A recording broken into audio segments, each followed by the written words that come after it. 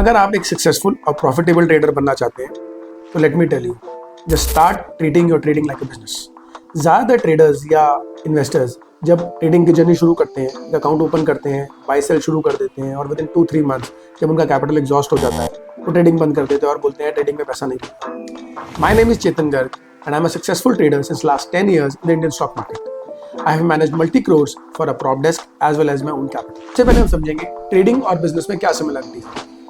समझिए आपने एक कैफे या रेस्टोरेंट ओपन किया है, तो आप उसमें डिसाइड करेंगे कि मुझे क्या मेन्यू सर्व करना है, क्या क्रॉकरी लानी है, क्या सीटिंग होनी चाहिए, क्या लोकेशन होना चाहिए, मुझे कितना इन्वेस्टमेंट करना है, मेरा ब्रेक इवन क्या है, और उसके बाद आप सब डेटा पॉइंट्स को मद्देनजर रखते हुए आप एक अपनी रेस्टोरेंट बिजनेस या कैफे बिजनेस शुरुआत करें। सिमिलरली ट्रेडिंग में शुरुआत करने से पहले आपको सब डेटा पॉइंट्स कलेक्ट करने हैं and then you have to decide और what type of trader you will become. चलिए अब हम समझते हैं स्टेप बाय स्टेप हम इसको प्रोसेस को कैसे करें। सबसे पहला क्वेश्चन है हैविंग अ बिजनेस प्लान।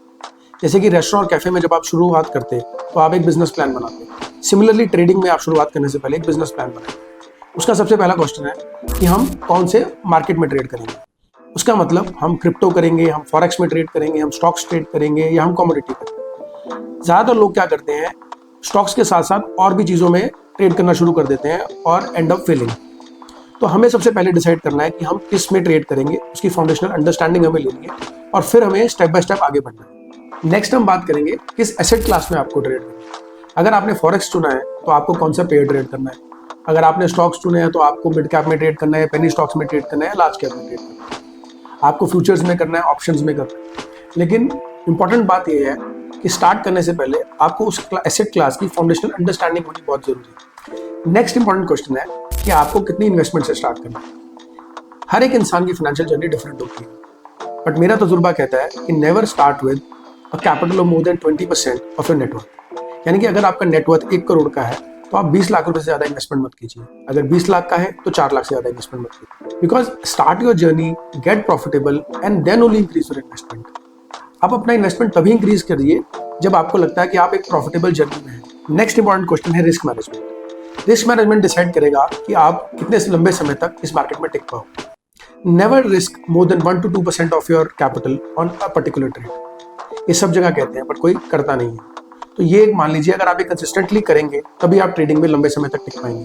हाँ, अगर आप जब सीजन ट्रेडर हो जाते हैं, आपको पता है कि आप क्या कर रहे हैं, आपकी फाउंडेशनल अंडरस्टैंडिंग बहुत अच्छी है, तो आप 3 या 4% एक ट्रेड पर रिस्क ले सकते हैं जब आपका रिटर्न बहुत अच्छा है, बट उससे पहले नहीं। Last and most important question is कि आपकी स्ट्रैटेजीज क्या है, आपकी प्लेबुक क्या है। बिकॉज ये डिसाइड करेंगे कि आप स्कैल्पर हैं, आप पोजिशनल ट्रेडर हैं, आप इंट्राडे ट्रेडर हैं, आप स्विंग ट्रेडर हैं।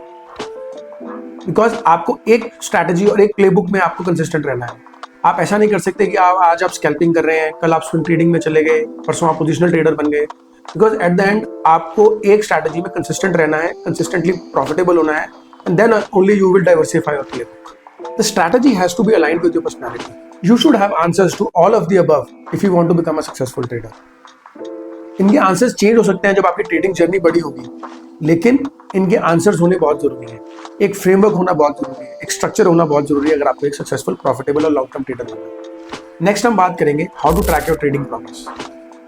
जब भी कोई आप बिजनेस शुरुआत करते हैं तो आप उसके income statements, balance sheet, P&L reports देखते हैं डिसीजन लेने से पहले।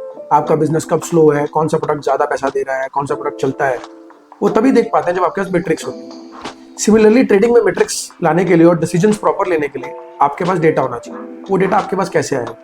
आपको डेली या मंथली या वीकली जर्नलिंग करनी है और डिसाइड करना है कि आप कौन से ट्रेड्स में प्रॉफिटेबल थे और नॉन प्रॉफिटेबल थे।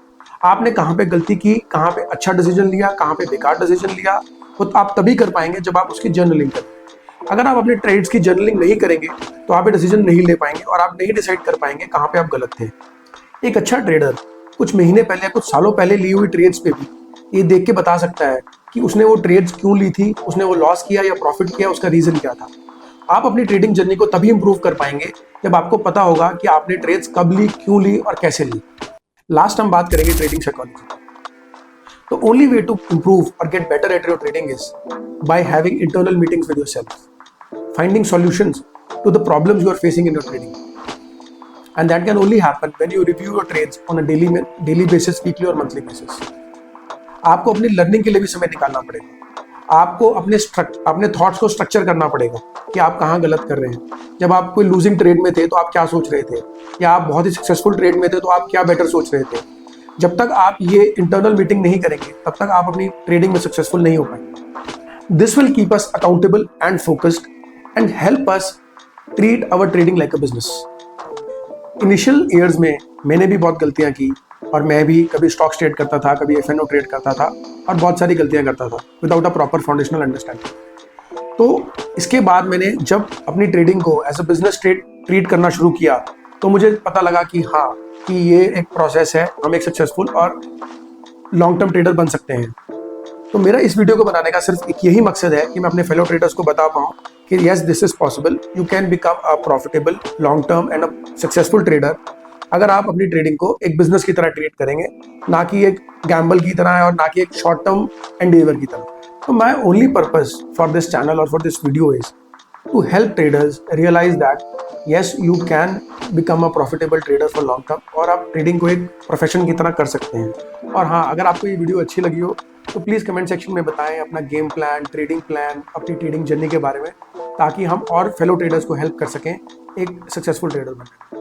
Thank you for watching this video and taking time out of your busy schedule.